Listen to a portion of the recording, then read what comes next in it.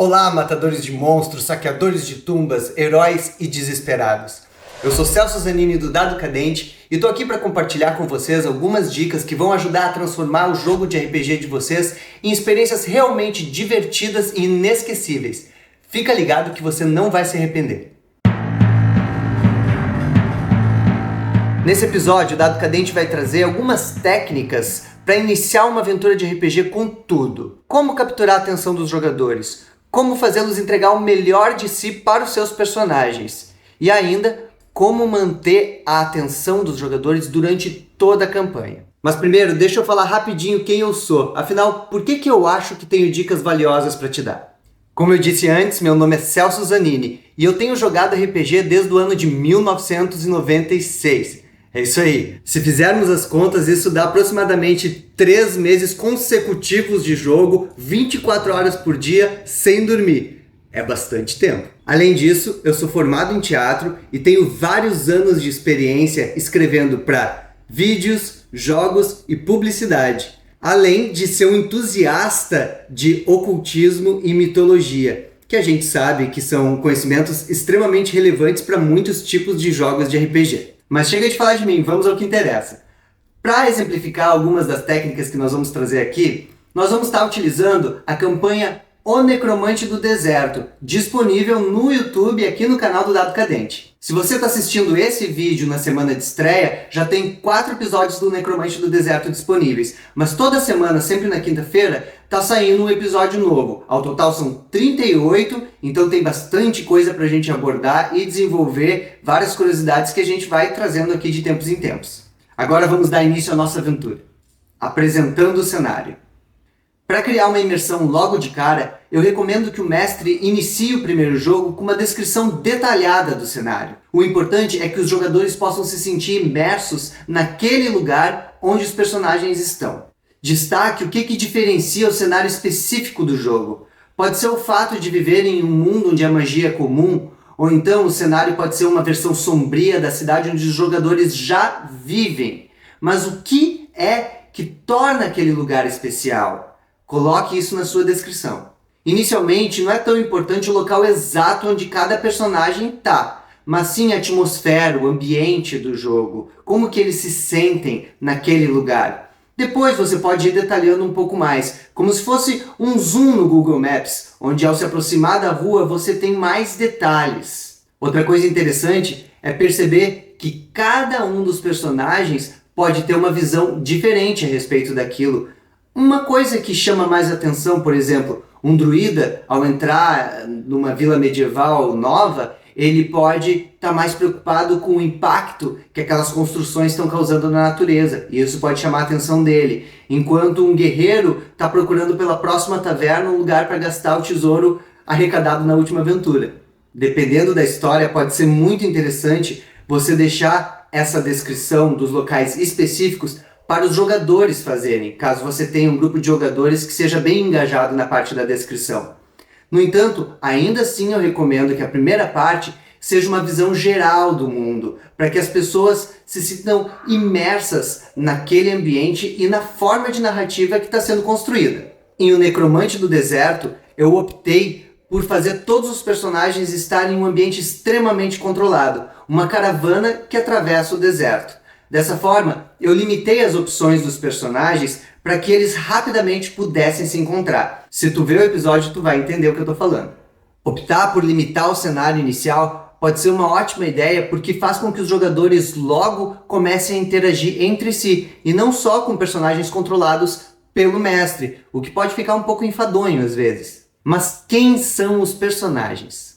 Como num filme, uma série ou um livro, o jogo de RPG deve sempre situar muito bem quem são os protagonistas, ou seja, os personagens dos jogadores. Por isso, a primeira pergunta que a gente deve fazer para o jogador é: como é o teu personagem e como ele se parece?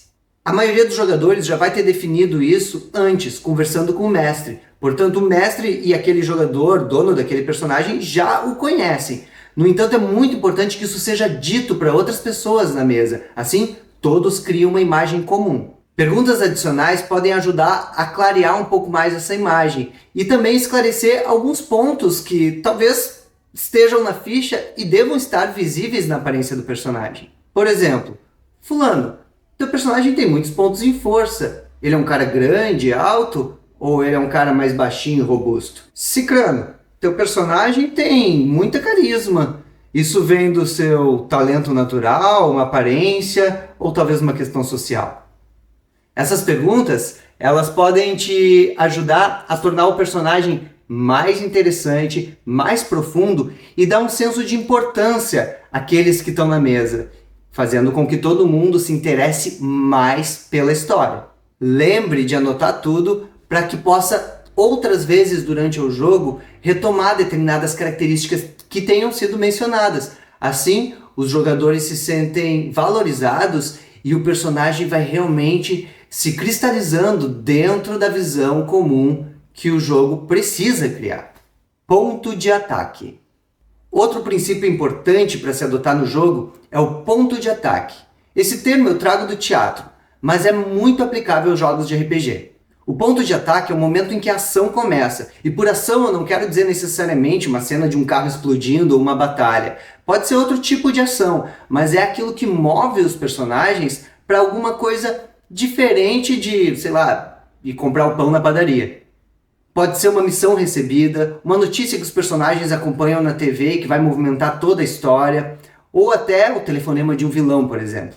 Não importa muito a forma que isso vai tomar, mas é o conhecido chamado para a aventura, da jornada do herói, o monomito do Campbell. Mas a gente vai entrar em mais detalhes sobre isso numa próxima ocasião. Por enquanto, o importante é estabelecer quando essa mudança no status quo acontece e tentar fazer com que ela aconteça no momento certo. Claro que isso depende um pouco do estilo de narrativa, mas se você quiser um jogo intenso, ou então um jogo que não tenha muito tempo para se desenvolver, numa convenção, por exemplo, ou se você quiser fazer em poucas sessões, é importante que seja logo. Eu gosto de começar os jogos sempre com o ponto de ataque o mais rápido possível, porque na minha visão fica um pouco chato se a gente enrola muito lá no início e o jogo acaba não se desenvolvendo. Em O Necromante do Deserto, eu coloquei o ponto de ataque logo na primeira cena, numa espécie de ameaça iminente, uma combinação de uma tempestade de areia que chegava, talvez mágica, e um ataque de bandoleiros. O vilão principal, o nêmesis do jogo, que é o Necromante, também estava lá, mas inacessível, distante, pronto para causar aquela raiva nos jogadores que fez se mover a história durante todo o tempo até que eles novamente tivessem a chance de enfrentar e derrotar esse inimigo. Eu fiz isso porque eu queria testar as regras, era a primeira vez que a gente estava jogando aquele sistema, e também porque eu queria dar essa sensação de urgência, de perigo e deixar todos bastante empolgados. Era um jogo de aventura. Funcionou muito bem e eu consegui ter os jogadores comigo do primeiro ao último segundo, muito empolgados, com muita vontade, sempre comentando entre uma sessão e outra, e afinal, é isso que todo o narrador de RPG e o jogador quer de um jogo, não é? Então acompanhe aqui no Dado Cadente o Necromante do Deserto, se você quiser ver essa e outras técnicas narrativas sendo aplicadas num jogo de verdade. Eu garanto que você não vai se arrepender. Obrigado por assistir, eu espero que tenha gostado desse conteúdo, e se gostou, deixa teu like, te inscreve e não esquece de compartilhar com seus amigos que gostam também de RPG ou de jogos de mesa. Se você não gostou, tudo bem, destila teu ódio aí no comentário e manda para os seus inimigos. Até a próxima aventura.